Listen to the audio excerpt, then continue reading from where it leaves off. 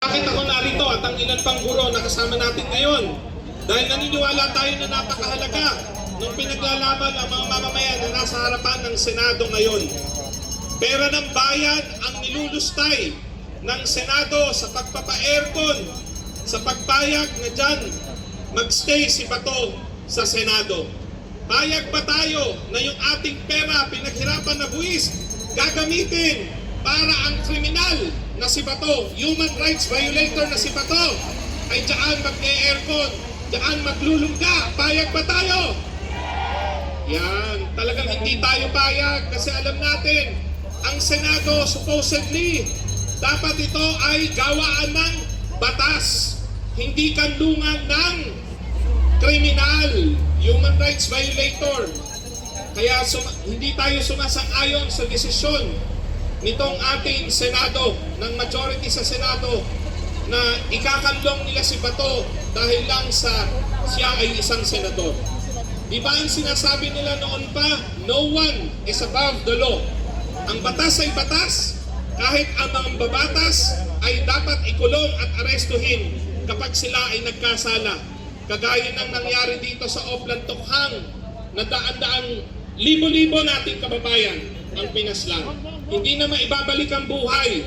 Samantalang si Bato nandito, may human rights, may due process. Bakit sa mga kababayan natin may hirap na nabiktima ng Tokhang, walang human rights, walang due process? Kaya isigaw natin sa mga kababayan nating pulis, Bato, arestuhin! Bato, arestuhin! Bato, arestuhin! Bato, arestuhin! Siyempre, nandito rin tayo para ipanawagan sa Senado, simulan na ang impeachment trial ni Sara Duterte. Anong sabi sa konstitusyon, kailan dapat simulan ang impeachment trial? Forthwith sa Filipino teacher ako, kaya alam ko ang salin ng forthwith, alam niyo rin. Ang forthwith ay agad-agad. Kaya pag sinabing forthwith, ang impeachment trial dapat simulan na sa Filipino, agad-agad. So ang panawagan natin, Sara litisin! Sara litisin! Sara litisin! At higit sa Sila kanina. So ito guys, dito sa kabila may mga DDE supporters, Duterte supporters. Ngayon, may nagsasagawa ng rally, mga pro-impeachment. Ngayon ang mga DDE supporters ay nandito sa kabila at nagsisigaw. So yun ang kinulong sila or hinarangan sila ng mga kapulisan, ano? Kasi ang permit ay para sa mga pro-impeachment, ano? So wala silang kakulang permit. Para at least alam din ninyo yung ground. So ito,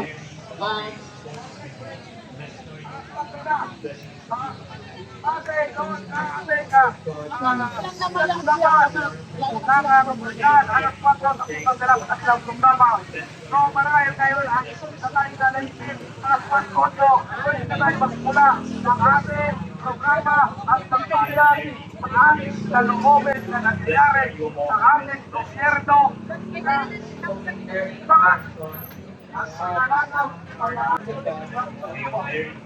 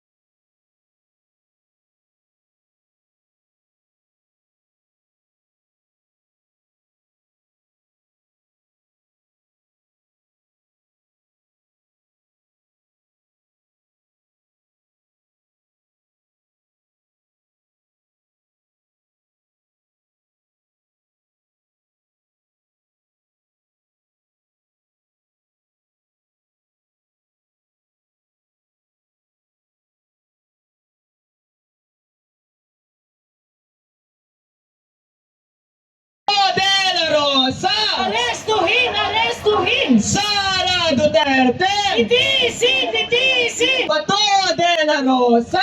Arestuhin! Arestuhin! Kulong lahat! Mga kurakot! Kulong lahat! Mga kurakot! Kulong lahat! Mga kurakot! Para maglabas ng 125 million na confidential funds.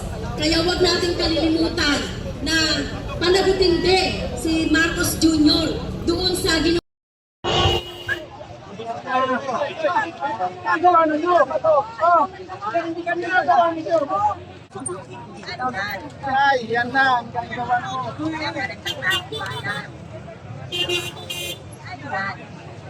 Tabi mo na! Tabi mo! Tabi! Daanan to! Daanan! Kalsada! Kalsada!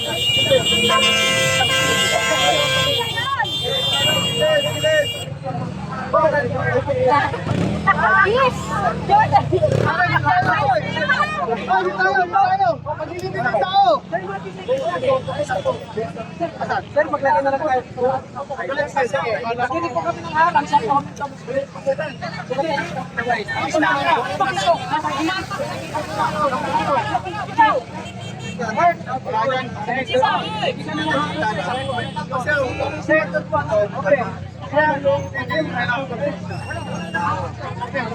Wala nang harap. Magpataan tayo! Magpataan! Saan na ba yung mga pulis? Sa nag-concert tayo.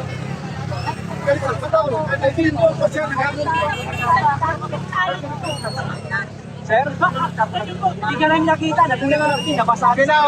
Okay tayo. Tama. Sarado talaga. Sige na to. Balik na kayo. Balik sa gilid. Sasabayan niya. Sabi niya, tinuturo ni Senator. Anong sabi ko? Sinutesta no. Sinuturo na ito sa ito. Hindi niya alam rin mismo kasi doon pa lang, pasanay sa sakyan niya. Eh, pagdating niya rito, huminto siya, nagbukas ng mirror o ng bitana niya. Tinanong namin ngayon kung sino bubulto sa kanya. Hindi na maintindihan, hindi niya makuha talaga yung saktong informasyon kung sino bubulto sa kanya.